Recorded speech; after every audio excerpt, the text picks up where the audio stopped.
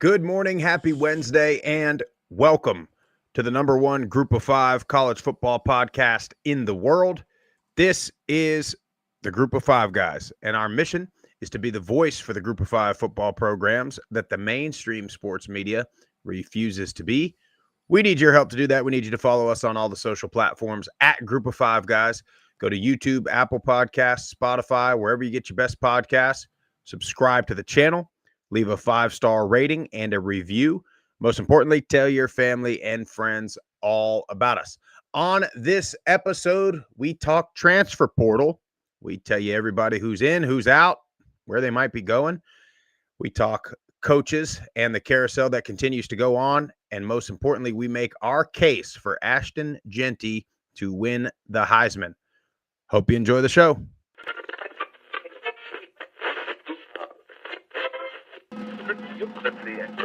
Have you had it from somebody born and raised in Lafayette, Louisiana, at a tailgate? Doubt it. I said, Michael Pratt has got to show up and play, and boy, did he. 394 yards, 4 touchdowns, 48 rushing yards on the ground, and another touchdown. Projected getting drafted between the first and third round. Like, that's incredible. The wide receivers are absolutely stacked for the Group of Five. Yeah, I really appreciate you do for the Group of Five programs, and I think it's great. I think we should get more of this. But you guys are on the forefront of this, and so I'm thankful for this. I'm glad that you're talking about the Group of Five because I think they get overlooked. But it's a ton of fun to watch a guy go to the NFL from a Nevada or a Colorado State or a Middle Tennessee or an App State, and fans follow that kid.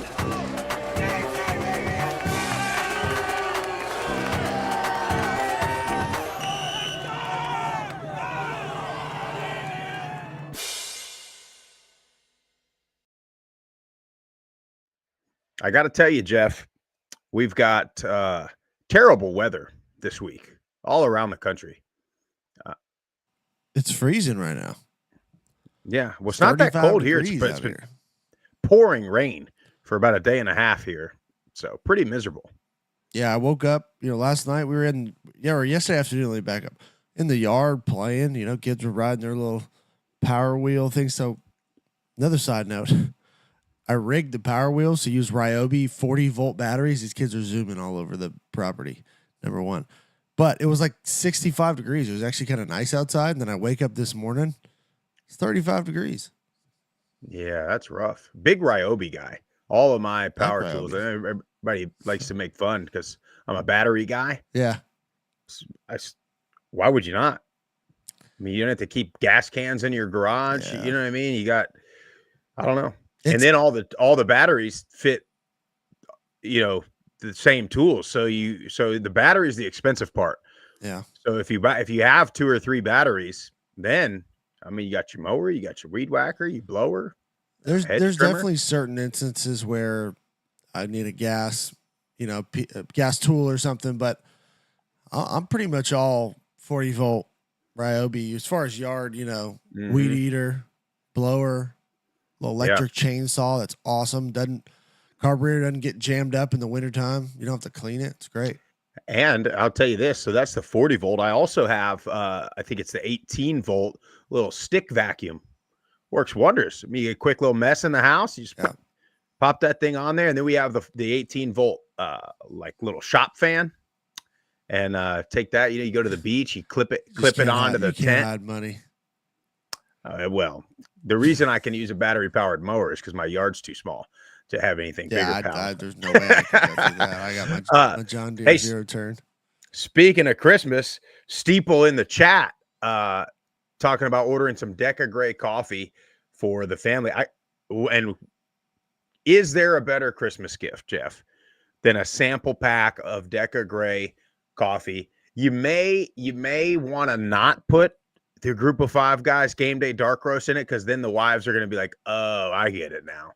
I see what you're doing here. But if you go Cosmic Christmas, Pumpkin Space, maybe go a little Whiskey Cowboy, get a little sample pack of coffee. They got some mugs with the astronaut on there, cool logo. It's a hell of a stocking stuffer. Everybody likes coffee.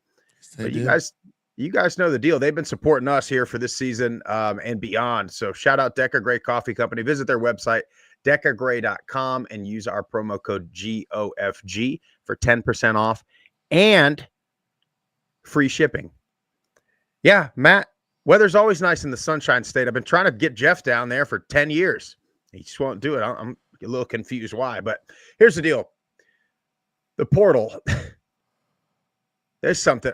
I mean, it's getting out of control. And just to let everybody know, in the coming week or two, we're going to drop some interviews that we're doing with, I guess I'll just leave it at some insider information on how NIL agents work and another interview on recruiting rankings and things of that nature. So a lot of questions that need to be answered, I think, about recruiting stars and recruiting rankings and portal rankings and, you know, adding and dropping stars. And then we're going to take a look at how the NIL and the agents, how it's going now, what it's supposed to look like, what it should look like, what it could look like in the future.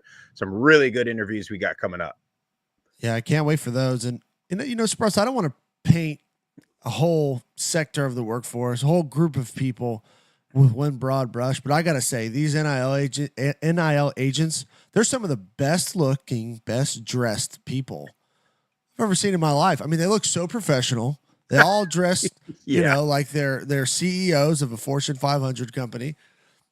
I mean, if I was a kid and I saw these guys, I mean, how could you not sign with them? Jeff, I'm going to pose a question to you here, and it might be hard to hear. It's hard to hear for me. I've been doing some soul searching on this. Are we just old and out of touch now? And this is the professional, like this is the way? I mean, and look, the one guy is getting, you know, all the flack right now because somehow one of the reporters Mensa's agent is the one kind of taking the heat because one of the reporters tagged him in a Mensa related tweet. And then so everybody naturally went straight to his page, dug up pictures and the whole deal. And I mean, I don't know, man. What it looks like to me is you go on Instagram, right? And you see these guys that, you know, they take a picture in a private jet. You know the private jet's not really a private jet. You go and you can like rent it for an hour and sit in it and take pictures, but it's not even a real plane. It's like they rent a Lambo, put on some, you know, whatever fancy clothes, and then take pictures of themselves, post on Instagram and say, you know, buy my course for 20 grand and find out how I made millions this month. But none of it is real. And the money that they do have is what people paid to buy their course on how to make money by selling courses online. That's what these guys remind me of. And it's like, hey, look how rich I am. Trust me, I'll get you money.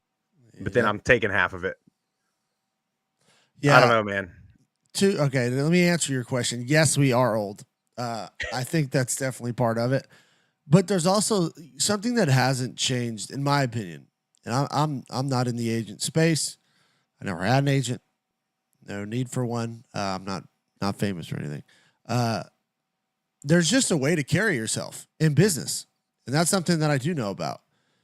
And not all of them, you know, I don't want to, you know, it's a squeaky wheel gets the grease type of thing, right? Like this is just kind of what's going on now. You're seeing a couple agents out there that honestly look like high school or college kids dressed in, you know, t-shirts with these crazy logos. And again, none of that really, it's all fine.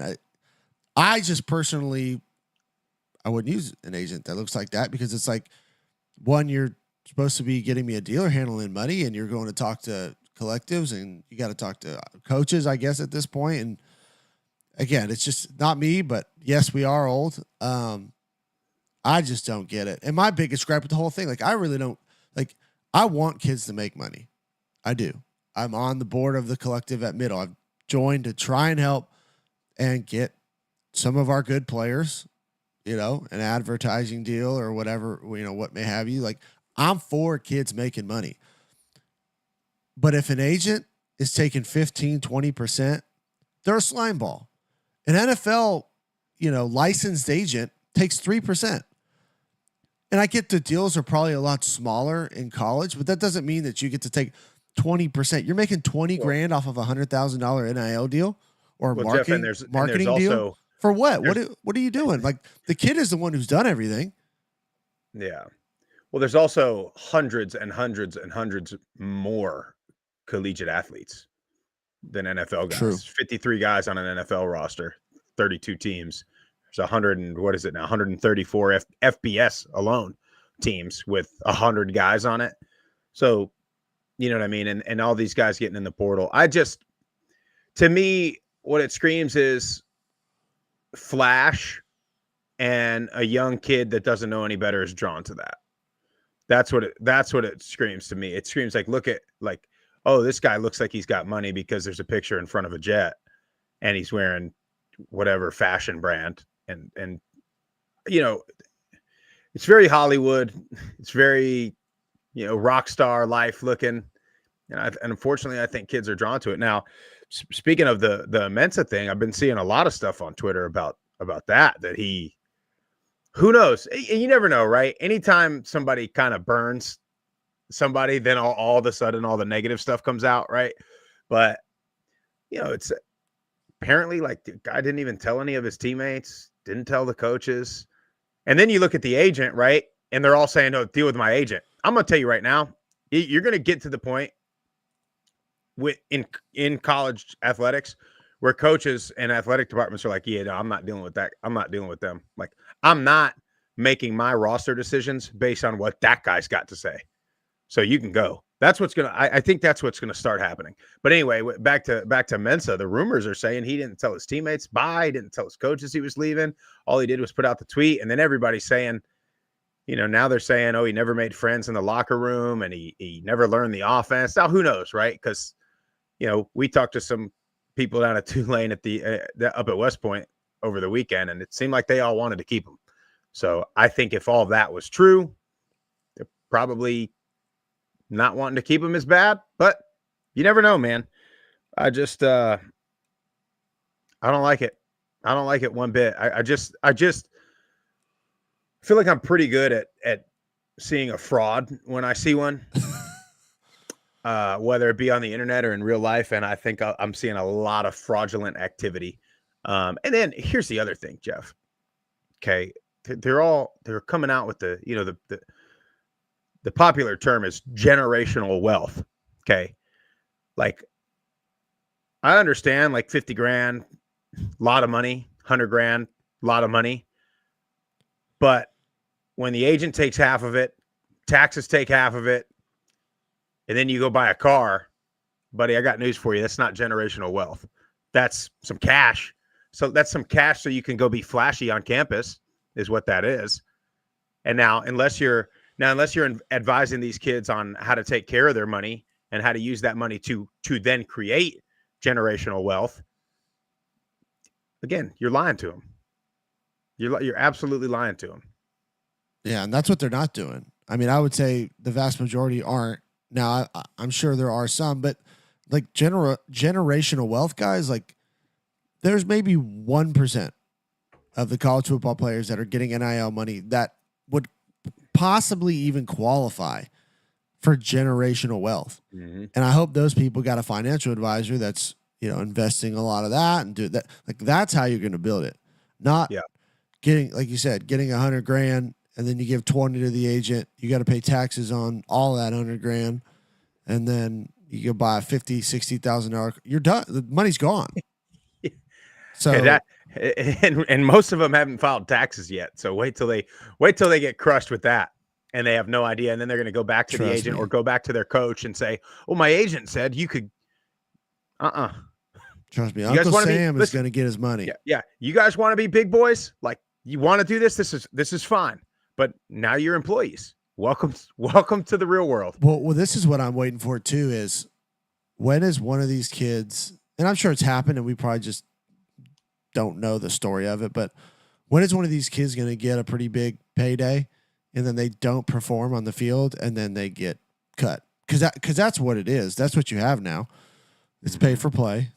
It's a performance-based league, just like the NFL is. And if you don't, you don't perform, sorry, buddy, you're out of here. Yeah. That money, the rest of that money, you're not getting paid it, because there's no way these collectives or people are paying all the money up front. If they are, they're idiots. Yeah. Well, because they have to avoid the kid that takes the money and then doesn't ever play and then transfers again and goes and gets another amount of money, which is in my opinion where what these agents are almost trying to do. Yeah, because we'll just new deal, get $100,000 at this school, we'll get you to the next school. You get $150,000, we'll get you to the next school, we'll get you $175,000, and I'm taking 20% every time. And if you think I'm looking out for your best interest, you got another thing coming. Yeah. But now on the other side of the coin, right? Not necessarily NIL, but more so portal is right. You saw Preston Stone got in the portal. I saw that. SMU, he's QB2 now. So he hadn't been starting the last few weeks. But here we are playing for a national championship. And we got the backup quarterback leaving the team, getting in the portal. I mean, now in his defense, right? See, this is why the portal window is stupid. Because in his defense, he's got to find a spot because there's not going to be roster spots if he waits too long. But on the other hand, it's like, man, I don't know. QB2 on a playoff run would be pretty cool. And you're one you snap make it away. past the first round, strong chance you're going to get in there at some point. You're going to have to come in there and make a play. Look at Carson Beck. He goes out. Yeah. Backup comes in and almost, he does. He wills him to a, conference championship. It's crazy, man. But I'll say this. I saw Dillingham, Arizona State's head coach. Yeah, I like his. Talk about it. It's the first time I've really heard a coach come out and be like, you know what? This is, a relationship with the players, and if they want to get in the portal, I get it. We're going in the playoff. They got to find a home if that's what they want to do. Like, we're going to help them try and find the best possible place, a good landing spot for them. And, they can still practice and be with the team as long as they do their part. Mm-hmm. Whereas in years past, we've seen a lot of coaches just cut ties completely, which in this day and age, you never know when a kid's going to come back around. So I actually kind of like that play. And it just shows that you care about the human being more than just the player. And I think ultimately that relationship, you never know when it's going to benefit you down the road. And you also you care about people. So, don't burn bridges.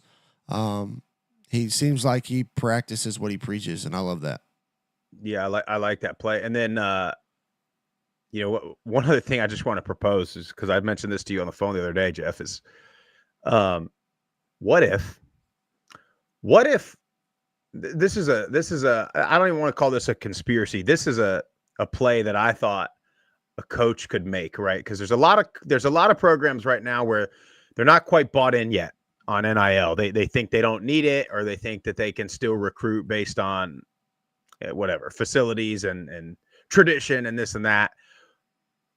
Do you ever think that there's a coach that says to their star player, hey, get in the portal, and then get out of it and come back, but you're going to get in the portal so that our fans freak the hell out and we get the buy-in for NIL that we don't have because they realize how much we need it. You ever think that's a play? Right? Like agents in the NFL do that stuff all the time, right? You know what I mean? Like, yeah. Or especially coaches, agents plant, BS stories, right, to get more money from their current place.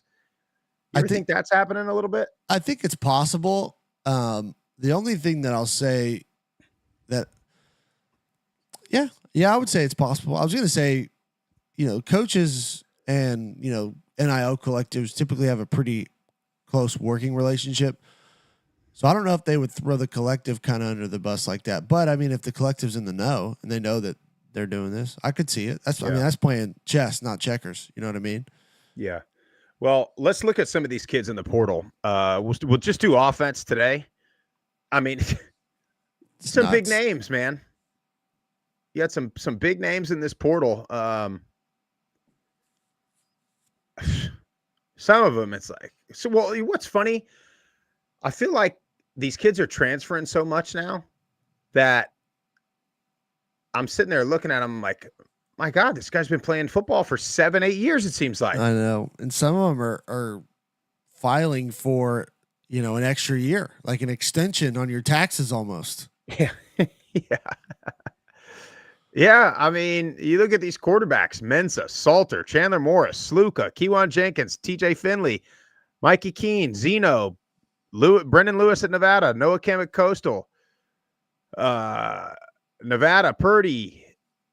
I mean, Dexter Williams, Georgia Dexter Southern's Williams in there. from Georgia Southern, Max Bert Brown Emanuel. from Charlotte. Bert Emanuel, who I was hoping would take over that central spot. Well, and how many of these guys are at least now this is their second transfer? All of them? A lot. I mean, a lot of them, yeah. Salter, Sluka, Finley for sure. I mean, this is He's what on his like fifth 5. school. Yeah, something like that. Mikey Keene. I mean, damn near all of them. And then you saw Zeno's Texas sons A&M. at Texas A&M. Yes, I don't. I mean, it's damn near impossible to manage a roster in this day and age. Like you even have quarterbacks of good teams getting in the portal. I'm just like, yeah, what in the world? Yeah, it's crazy, man. I mean, Devin and Dampier at New Mexico seems like he's close to finding a home. Yeah, and then in New Mexico, him and Eli Sanders both got in. That's the unfortunate thing, and that's where we go back to these agents and see. I think, and we're going to find out, but I think that's what's happening. I think these advisors see a big game out of one of these guys, right? Like Dampier and Eli Sanders had a bunch of big games this year. I think I'm curious if the player realizes they need representation and then they find an agent, or if the player has a good game or two and the agents slide in their DMs. Hey, good game. Bet I could get you $100,000 if you did that somewhere else. And then the conversation starting in freaking week 2, week 3. That's what I think is happening. But I don't know, man. That's crazy. Jay Norvell laid it out, pretty accurately what's been going on. And this is not, this is a head coach, Colorado State. He's not lying. He's not making anything up. So if you don't believe us, believe the head man. Running backs, let's look at some of these.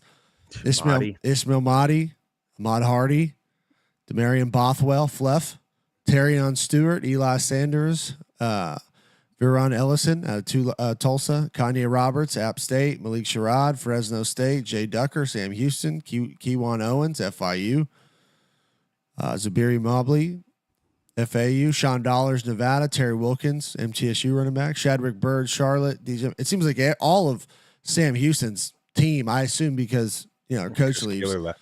Well, and see, that's where it makes a little more sense to me, right? I get a lot of that. The coach leaves, and you just don't know. But what I don't get is, man, I understand the money, but why would you give up or risk your starting spot anywhere? I mean, it's crazy. Especially in a place where you're like the guy. Yeah. And again, there's that fine line of, right, the biggest bags in the NFL. Most of these guys are not going to probably go to the NFL. Some of them might, but so maybe they transfer to try to make some money while they're there. But man, I just feel like long term,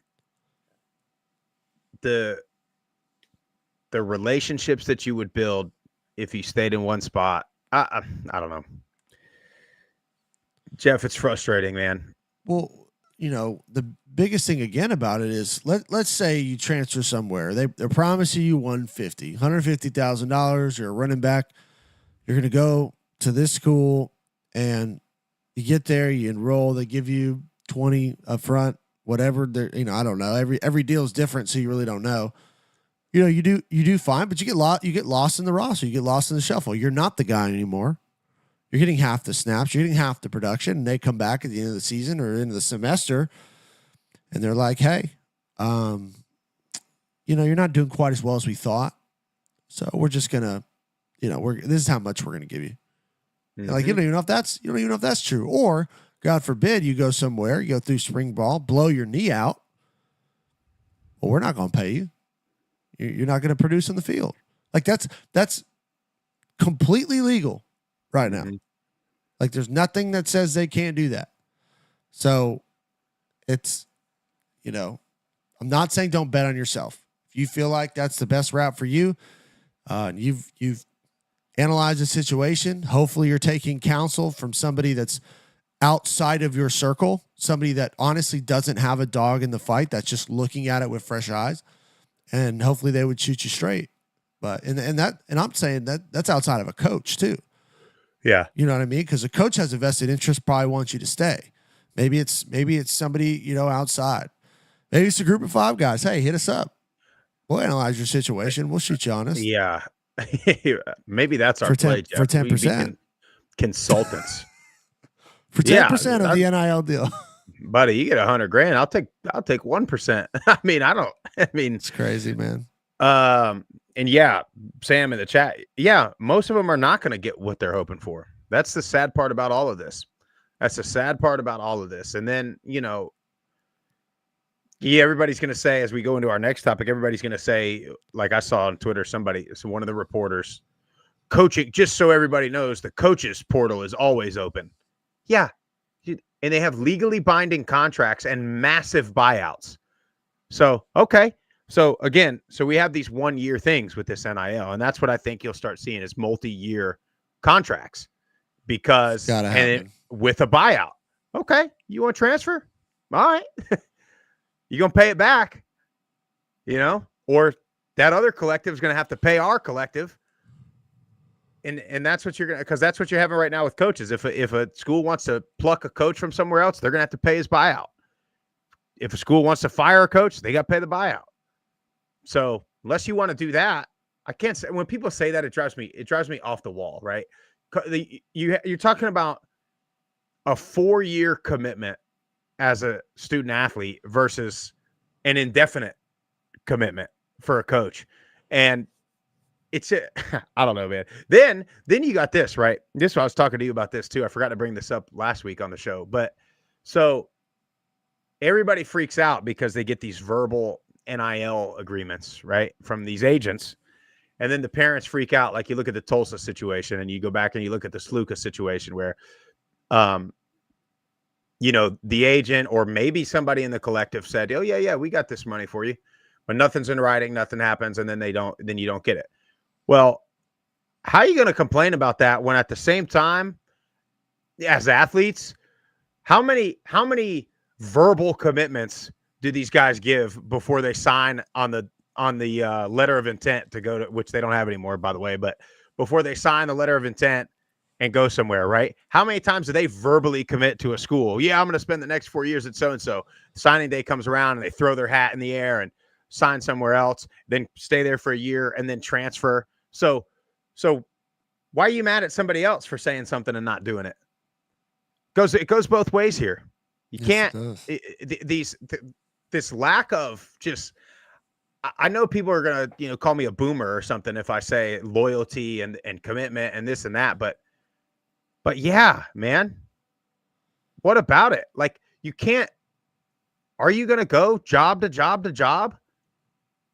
You see guys in the NFL that are like, I mentioned it last week with what Cam Newton said. Like, I can't even remember who it was, but a guy that like went to 3 different high schools, transferred 3 times in college, and now he's having trouble going to meetings. Can't do it. Just can't commit and do his job. These guys are going to be selling life insurance and not going to be pretty. That are working for Enterprise. Working at Enterprise. Yeah, man.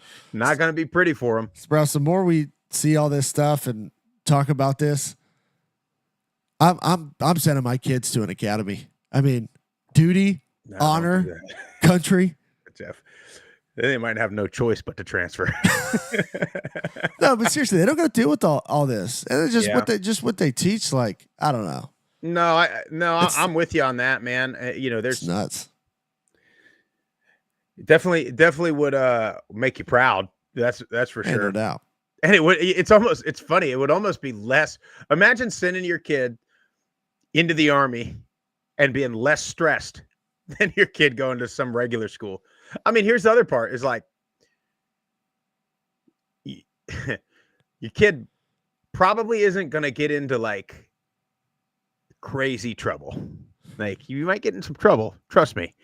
But you know what I mean? Like your trouble at an academy is like you did something that they do every weekend. Jumping in the fountain. Yeah, jump in the me and Jason Cons. Yeah, one day in the off season we'll have to have Cons on here. Me and him will just tell stories of why I was such a scumbag at the academy. But anyway, so speaking of coaches, Jeff, Barry Odom to Purdue. I hate it. I mean, I'm happy for him, but just yeah, and I you know, I don't know, Purdue. It seems like they've bought all into NIL. I think you're probably right. He's probably looking at the Signetti situation, thinking you get some NIL, you can flip a roster real quick. Yeah, real quick. But I don't know. Now, if you don't have NIL, yeah, I mean, I would assume Purdue, with all the money they got from the Big Ten Conference, should have a good NIL collective in space. But who knows? Big basketball school too. They got some money. Purdue's got some money. Yeah, they got a bunch of NFL guys come out of there. Drew Brees. Yeah. Remember when we played up there? Oh, I sure do. It's hot. It was a weird 11 a.m. kickoff, wasn't it? Yeah, it was so hot. Yeah. They call it like the something the skillet or something. I can't remember. I thought that's what they called middle. I know. That's what they called Johnny Red. I don't know. They all these schools, make up your own tradition. I know, right? But you got Dowell Logans. How do you say this guy's last name? App State's new head coach. Yep. Was South Carolina's offensive coordinator. Mm-hmm. Spent some time in the pros in the NFL. A lot of App State faithful is not really sure about this hire. Yeah. Well, it's not a splash. It wasn't a big name, but again, I'm okay. Number one, who you gonna get, and then number two, like, I think sometimes the splash hire is not the one. You want long-term success. You don't want a big name that's going to come in, get a decent recruiting class, and then be out of there. Yeah. Or do you? I don't know. Well, a lot of folks on the internets are saying that the only reason why he had success at South Carolina was that quarterback. Yeah, Sellers. Yeah. So is that guy in the portal? He is. Let's get him in the portal, huh? Since we're advising kids, hey buddy, I think you could get more money at App State than you could at South Carolina. That's right. And then we get our boy Willie Simmons, former MTSU offensive coordinator, running back coach at FIU. I think that's going to be a home run for them. I really hope. FIU is a tough place to play, but he did an incredible job at FAMU. Mm-hmm. Goes up to Duke with Manny Diaz. Now he's back down in South Florida. Ecstatic for him. He's got the ties in Florida with his time at FAMU, and I think take it for what it's worth. I think being that he was an HBCU guy, I think will resonate with a lot of kids down in South Florida. I think they'll appreciate that. I think he's. I mean, we played for him. So, how long was he at middle when we were there? Just 2. Well, he went from running backs coach to OC, and then he left. I think he's gonna.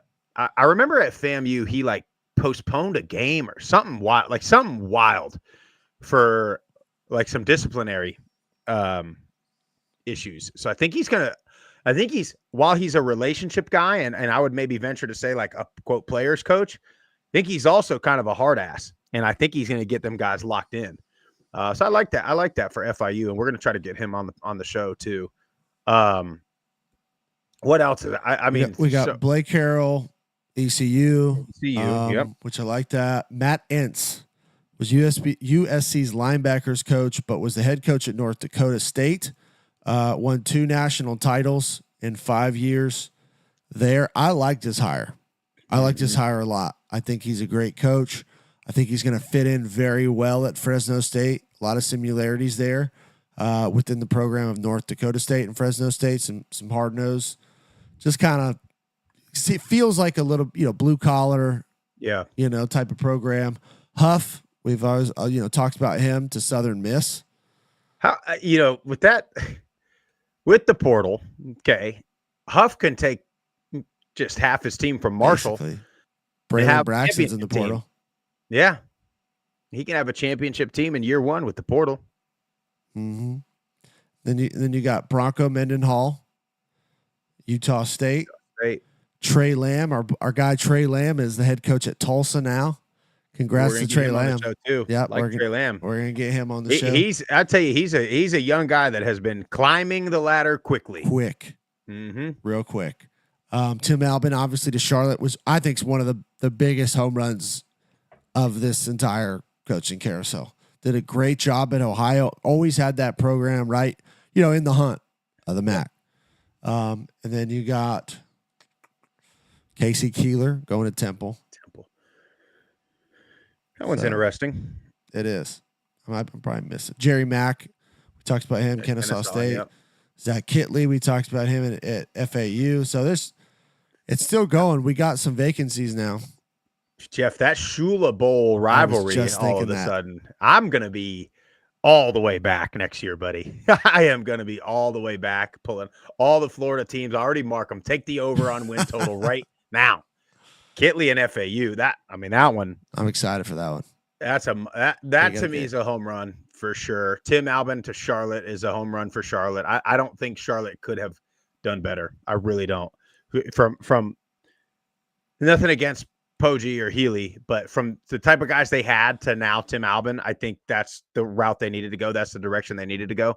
FAU getting Kitley. You're going to see, like we talked about last week, QB's getting in the portal.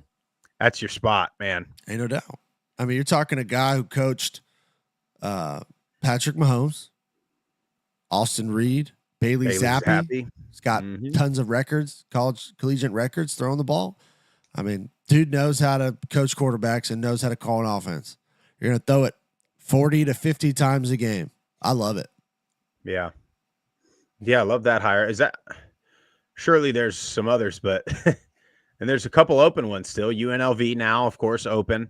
Interested to see what they'll do, whether they just promote Brennan Marion. It sounds like the AD wants more of a proven head coach. Yeah. But I got to tell you, if he doesn't hire Marion's probably going to go to Purdue with Odom, or if there's any other open jobs. See, I don't know. Marion's he's a West Coast kid. So interested to see if he wants to stay. No, he's from Pittsburgh, isn't he? Well, but he coached out. He's been coached out there, out west. Yeah. And then Ball State, he hires the Butler coach, Mike Uramovich. I'm pronouncing that right. Had 3 winning seasons at Butler. Nationally ranked. I don't know. Ball State's a tough place to win. Mm-hmm. Yeah, Joe in the chat talking about Charlotte. You're right. That fan base is so engaged already for such a new program that hasn't won anything. They're engaged. They sell out all the time.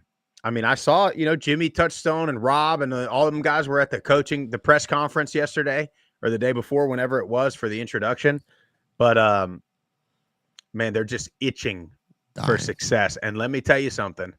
When, not if, when they get it, you want to see donor money. You want to see NIL money. It's going to be, as our friend Biff Poggi said, it's the #1 de facto banking city in the world. Whatever that means to you, I don't know. But I guess there's money there is what he was trying to say. But, man, that's going to be a freaking hell of a spot if Albin can get them rolling. Yeah. Well, are we ready to make our case for Ashton Jeanty to win the Heisman? First, let me state a couple of interesting facts about the 4 finalists. So, including Jeanty, all 4 of these guys are either, Jeanty currently in the group of 5. All 4 of them either started in the FCS or group of 5, right? Dylan Gabriel started at UCF before they were in the Big 12, Travis Hunter, of course, started at Jackson State, and Cam Ward started at Incarnate Word. Now, did he play under Kenny? Had to, right? Yeah, I think so. I can't remember if there was overlap or not. Let me see. You remember when we went to San Antonio and you and Tip were delayed and I was wandering? It was. I feel like it had to be some overlap. I feel like it was Eric Morris. Yeah, but yeah, I think Kenny was right after, if I'm not mistaken. Well, either way, so all four of these guys either started FCS, Group of Five. So again, right? How often do we hear you just don't have the talent, or you just don't have this or this? Imagine if Jeanty played in a power conference. Like, well, Travis Hunter's got better stats at Colorado than he did at Jackson State. So I don't know. I don't. These guys. I mean, Dylan Gabriel. He's been in college. I mean, this guy's been a quarterback in college for. This has got to be 7 years. I think it's 6. And then the other fact on that, right? So they all started. So Jeanty's the only guy on this list that's been in one place. Mm-hmm. Take that for what it's worth. We've been talking about portal. We've been talking about all this stuff. Jeanty, I know everybody says, oh, yeah, he plays in Mountain West. It's not a good. I promise you, Kirby Smart would pay him all the money in the world if he could get him. I promise you, Kalen DeBoer, Ryan Day would take Jeanty right now on their roster, no matter who they got. And Ohio State, I realize they've got 2 or 3 guys that they got in the portal. I promise you they would take Jeanty if they could. So all that talk is nonsense. Well, Jeff, do you want to make a case? I've got a pretty good case built, I think. But if you want to make your case first, I can start it. I can start it off and you can finish it. Here's my case. You know, they say it's an individual award solely based off the player. I don't know how you can make that case when the last 3 years it's gone to a quarterback. Not necessarily, of the best team, but you take those quarterbacks out of those teams, they're nowhere near in the spot that they are. And then you look at his stats, right? Almost 2,500 yards, 29 touchdowns, averaging 7.3 yards a carry. Does have a receiving touchdown on the year as well. People's comparison is the snaps, Travis Hunter's snaps, right? Okay, if we're gonna use that as a stat, then we're gonna use 344 carries on a season, staying healthy, being able to manage that workload as a stat in Jeanty's favor as well. And he got pulled in how many games? I think it was 8 quarters. 8 quarters. 8 quarters. He was pulled early because they were crushing the team. So if you factor in another 8 quarters into that, he easily breaks Barry Sanders' rushing record. And Barry Sanders' rushing record, he's about 200 yards short and about 8 TDs short. Now, this is people arguably say Barry Sanders was the greatest running back of all time. It's collegiate especially. So you're talking about somebody who this is never, it's been very, very hard to get close to Barry Sanders' record. This guy's basically got it. If they don't pull him, he's probably got that record. Let's look at his best performances. Against Georgia Southern, had 20 carries, 267 yards, 6 touchdowns on the ground. Against Oregon, the number 1 team in the country, 25 carries, 192 yards, 3 touchdowns. Against Washington State, who was ranked for most of the season, 26 carries, 259 yards, 4 TDs. Against Oregon State, 37 carries, 226 yards, a touchdown, and then UNLV, another 200 yards and a touchdown. That was in the championship game. Those are his 5 best games of the season. 3 against Power 4 programs. You look at Travis Hunter, he's not the best receiver in the country. He's not the best cornerback in the country. He did not carry his team to a conference championship berth. He didn't carry him to a conference championship. You take him out of Colorado's roster, I honestly don't see any less or additional wins on that roster. You take Ashton Jeanty off of Boise, they're probably a 500 team, maybe a hair over 500, and they're not in the championship game. So I don't like the argument that you don't look at the team. Well, you have to look at the team because the individual affects the team. And not only did Jeanty carry him to a championship, conference championship, he carried him to a college football playoff berth and a number 3 seed. I think it's not even close between Travis Hunter and Ashton Jeanty. I actually think it's closer to Ashton Jeanty and Dylan Gabriel. I think that's who it realistically comes down to. The only reason why Travis Hunter is even in this conversation is because of Coach Prime. If Coach Prime is not with Buffalo and you look at those stats, it's incredibly hard to play football. It's even harder to play both ways, and it's even harder to be successful at both positions. I'm not knocking Travis Hunter.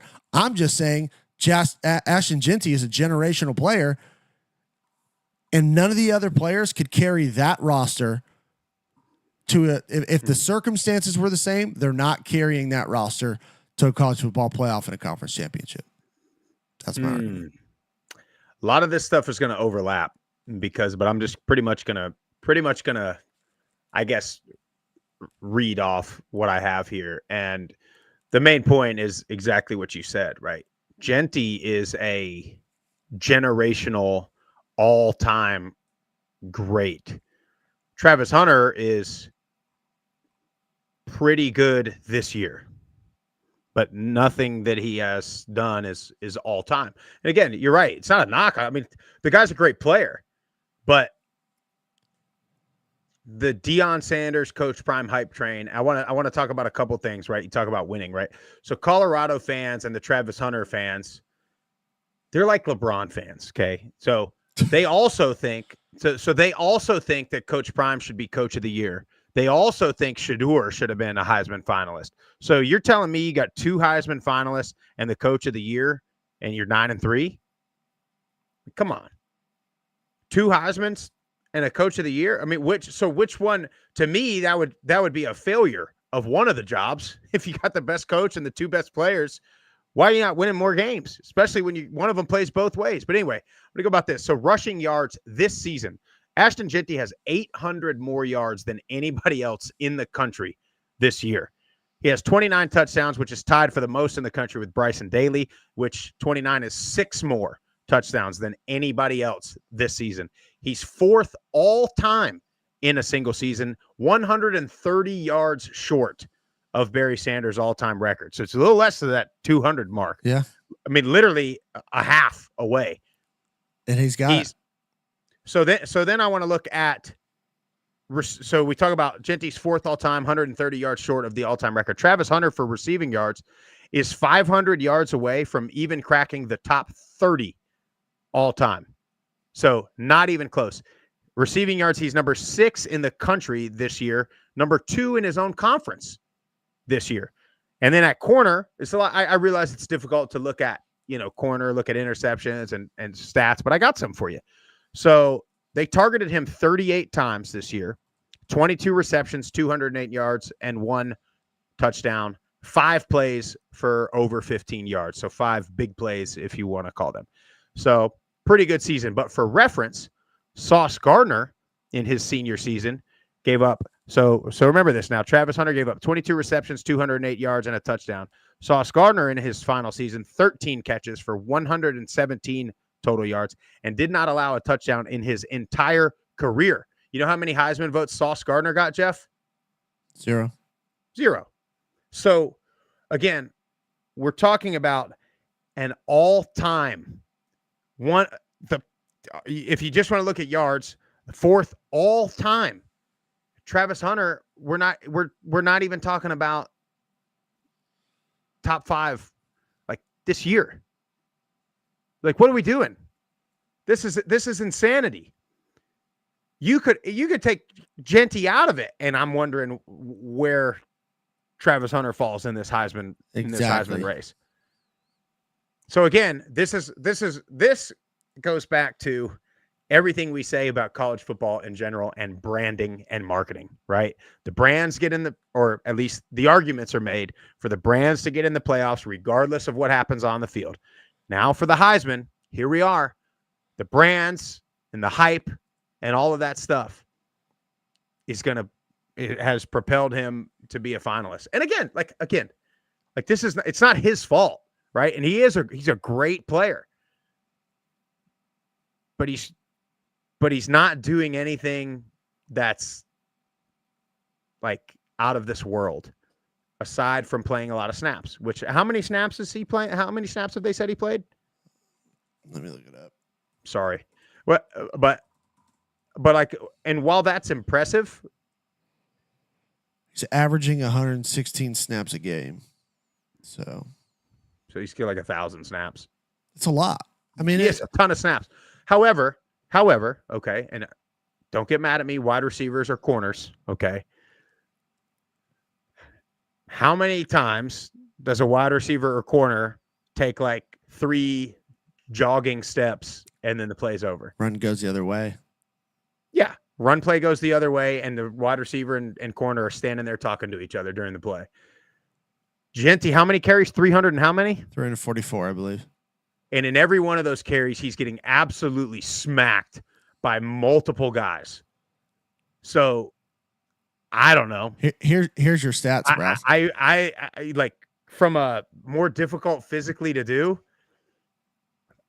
I mean, 300 something carries when everybody knows you're getting it is tough. It's press. That's 344 carries. That doesn't count when he's in pass protection. Yep.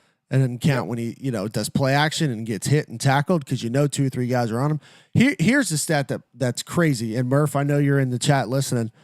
This is the stat to me that says it all, right? How good of a player you are.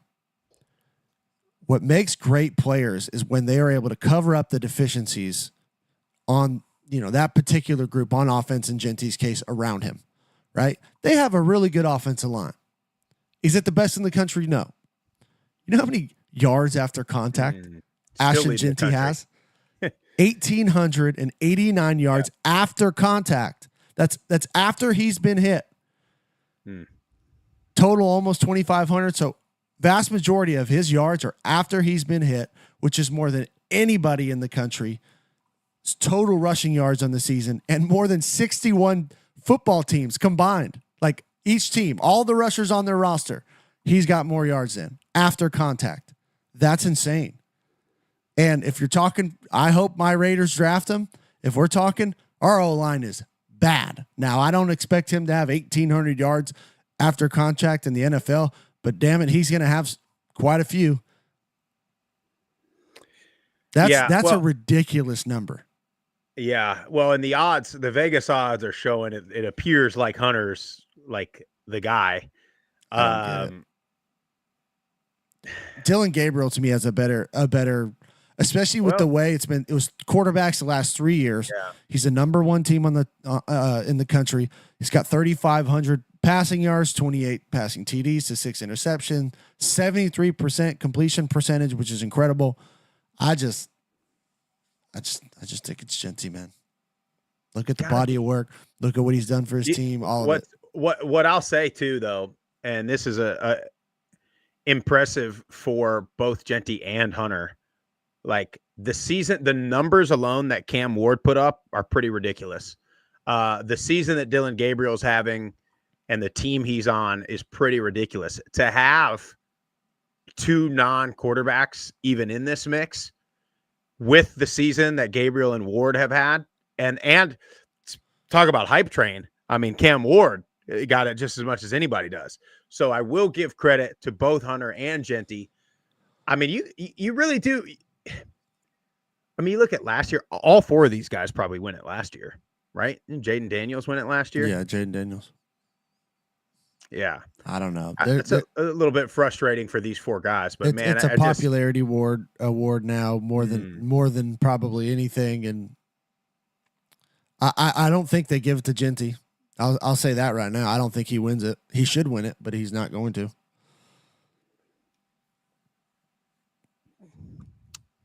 What you got? I'm just reading the chat. There's not been plenty of group of 5 backs with 2,000 yards. He's 4th all time of anybody. 130 yards short of Barry Sanders. All time record. That's not plenty. Jeez. Anyway, do we have voicemails, Jeff? We do. We have 2.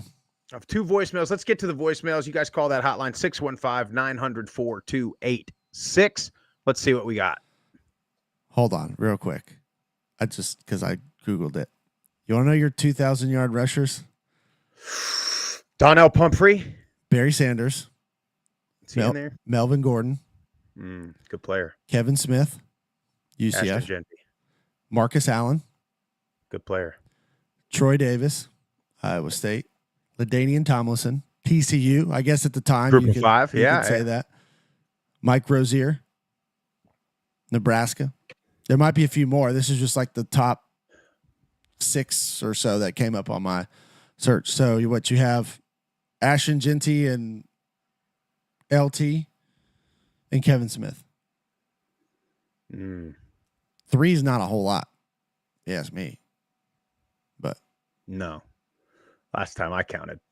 If that's the case, then there's plenty of receivers in college football this year better than Travis Hunter. mm-hmm. So Rashad I don't Penny. know. Rashad Penny. That was another one. San Diego State. San Diego State. They turn him out. Boy. Running back you, isn't it? Yeah, let's get to these voicemails, Jeff. Let's do it. Sorry. Group of 5 guys. Brett checking in from Fort Collins, home of the DSU Rams. Gin and juice, Arizona Bowl bound Rammies. Just got done listening to the Monday show. Couple comments. The NIL stuff is obviously out of control. I listened to Coach Norvell's press conference, which if you guys YouTube that, he explained really well what's going on, especially to these Group of 5 teams, just about how agents and stuff are getting involved early. They're touting around, seeing what they can get for kids, going back to them, basically telling them, hey, I can get you $200,000, jump in the portal. But he did a really good job explaining how it affects, especially a Group of 5 schools. So if you have some time, I would definitely YouTube that. It was great. He was a little fiery about it, which was awesome.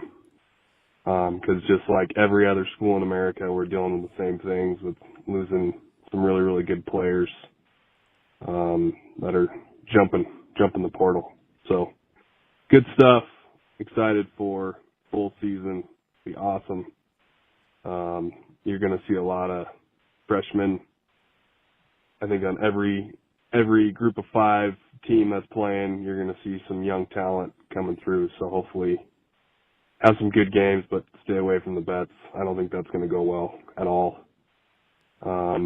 Surprised, I watched the CFP announcements. I thought Nick Saban's head was going to explode when they said Boise State was the 3 seed. He was automatically saying that basically whoever plays them has got a pretty easy road to the championship game, which I don't know if I necessarily agree at all, but ESPN for you right there. And last but not least, I knew that Wyoming Ben was out of town this past weekend. I didn't realize he was on a flight from the ATL to LaGuardia, sitting next to Sprouse making some noises, but, that's what he does. He watches football, calls in half-cocked, and I guess he gets on his flights half-cocked. So I'm just kidding, Wyoming Ben. So God bless Group of 5. God bless Group of 5, guys. Spending my dollar. Oh, that's great. I couldn't believe it, Jeff. I was like, ain't no way. Dude, the things you see on it, Well, and are I never absolutely said, incredible. I almost had an incident on the way back because some gentleman didn't have his boarding pass ready, and he got in line to get on the plane, and he's holding up the whole line, and the woman was like, sir, why don't you just step out of the line till you're ready? And he wouldn't, and he just ignored her, and he was like, I'm trying to get it. I was like, oh, here we go. I might have to be a hero, So I was getting on the plane, and you go by the first couple aisles. You got the bins. Everyone for some reason, people that sit in the back of the plane try to put their stuff in the bins like up front and take up the bin space for people that are sitting right underneath.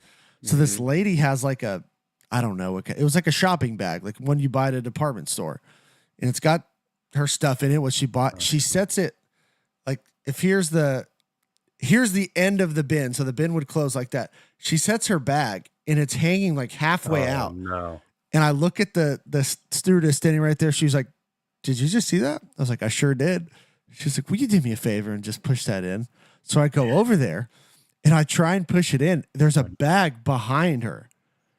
So I start pushing it in, and the lady like looks at me like, "Don't touch my stuff." I'm like, "Hey," I was like, "You can get up and do it then." I was like, she asked me to try and just slide it in. I was like, clearly it's not going to fit here. So you might want to move your bag. Yeah, dude, it's so bad. You know, they made me check my duffel because they were like, we're out of room on the thing and under the seat. Like my They charge you? No, they didn't charge. And I was cool with it because, I mean, by the time you get to baggage claim in Atlanta, it's like already there. So, but yeah, it's like everybody's got 2 suitcases and they're trying to put them up there. They all take up, like, just put it right over where you sit. I don't understand it. But I don't know. That always reminds me, dude, when we went to San Francisco and Grisham's Swag back, bear. Dude, we have I've time never seen to a tell worse that? traveler. So we were going to San Francisco for WrestleMania. Me, Murph, and Jesse.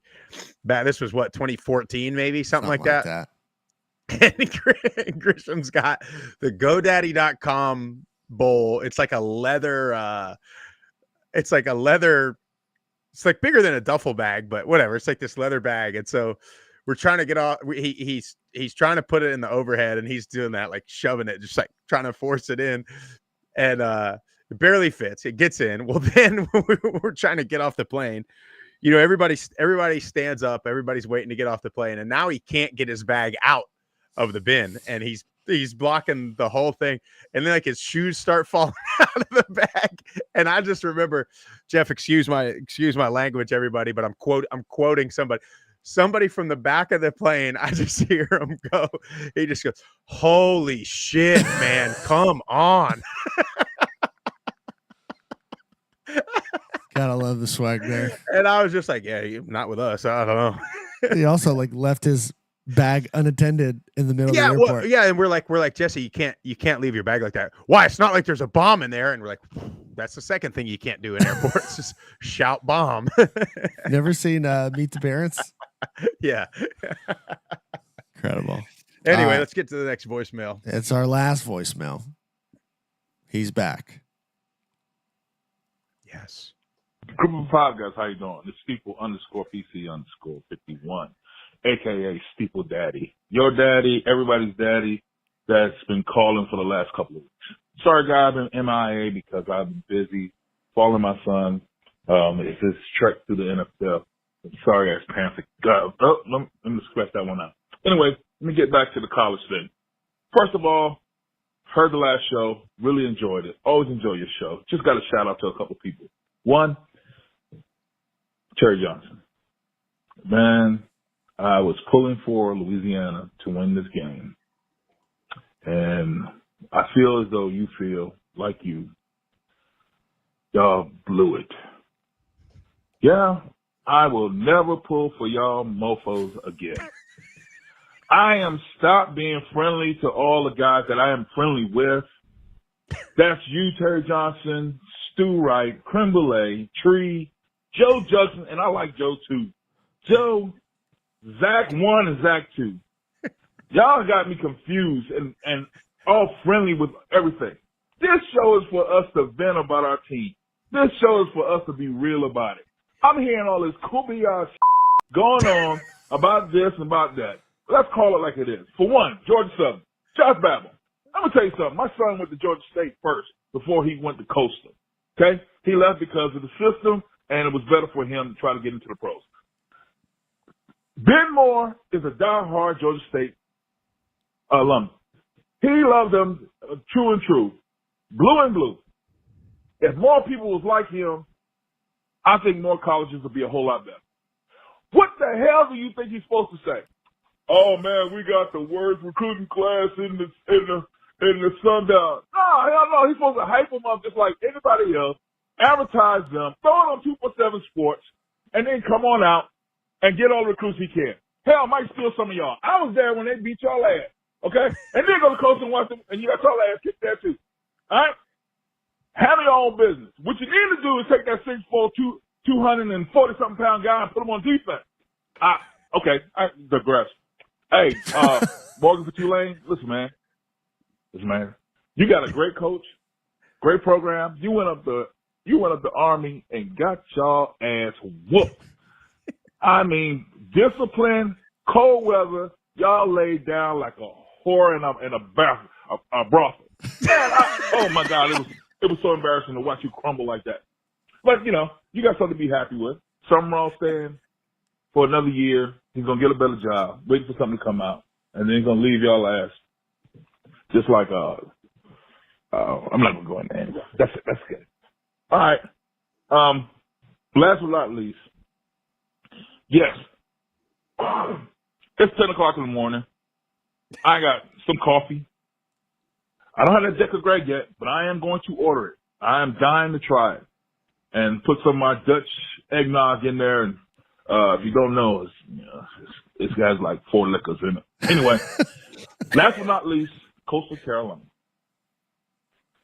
Tim Beck, I gave you props on a lot of things. But this flip-flopping that you've been doing, looking like a pancake house, flipping everything over, turning everything around, let my boy Coach Trickett go. Which I absolutely love Trickett. Trickett was the first one to come on this show to advertise the Group of 5. Coach Park, one of the great wide receivers coaches out there. And you are totally decimating this program. 6-6 is nothing to be happy about. Go bowling, that's nothing to be happy about. Most people I talk to, they're not too happy about that. You got 2 good quarterbacks that's transferring out of there. Unbelievable. Sorry, Jeff. I am so sorry. But I am pissed off about the whole situation. You got a bowl at home. Nobody wants to go home. You went from Hawaii, Golden Sands, beautiful water, to home. Something they see every damn day. Well, it's about 12, 13 miles, but every day. Man, that's nothing to be proud of. Now you need to turn this around. You cannot have a good program the year before. You cannot bring in everything you brought in and then turn around and go 6-6. And a lot of it was coaching. It wasn't players. A lot of it was coaching. It needs to be corrected. All right. I done said my piece. I had no more to say. Except, Terry Johnson, Army, all that. Wah. Hey, I wish Coastal was in those situations. I'd rather go to the conference game, win them, and have something to brag about and build on the next year. But that's me. Steeple Daddy out. Love your Group of 5 guys. Love everything you do. Love the platform. Go Coastal. Chance up. Love you, Steeple. You're the man, Electric. dude. What an elite call. He had a couple. It's been a couple weeks at least. Now, how did he build up? How did he get that under? Was that just a one call? Did I miss 2 calls? No, you did some editing. It was 2. You are good. I put it together. I was sitting there like, man, he has said a lot in 3 minutes. What a great call. I got to tell you, we need to do some superlatives after the new year, like calls of the year. Do. That's got to be one. Wyoming Ben has had a few. App State Fanatic always has some good ones. Joe always has some good ones. Yeah, there's been some really good ones this year. That was fantastic. That's all we got, though, huh? That's it. Well, appreciate you guys listening. Remember, we got 2 big interviews coming up. We'll probably drop one tomorrow, I would imagine. I'm not sure which. And then we'll probably drop the other one next week. All related to NIL, transfer portal, recruiting, kind of this time of year, right? Is what this stuff's all gonna be related to. We're trying to get the information. We're trying to learn the information, and when we learn it, we're trying to let the rest of the world learn it. to see what we can do to make college football great again. Thank you guys for watching. The chat was going crazy. We had a Colorado troll in there today. I like it. Come on in. Yeah, I like it too. I like to. They say if you don't have trolls and haters, you ain't doing anything. So we're starting to. That was good. That's good stuff. Thanks you guys for getting in the chat. Thank you for watching and listening. Make sure you hit the follow button on all the social platforms at Group of Five Guys. Go to YouTube, Apple Podcast, Spotify, wherever you get your best podcast. Subscribe to the channel. Leave a 5-star rating and a review. Most importantly, tell your family and friends all about us, or you can download the Varsity app for free. Listen to the show on there. God bless the Group of Five guys. God bless the Group of Five. Have a great week.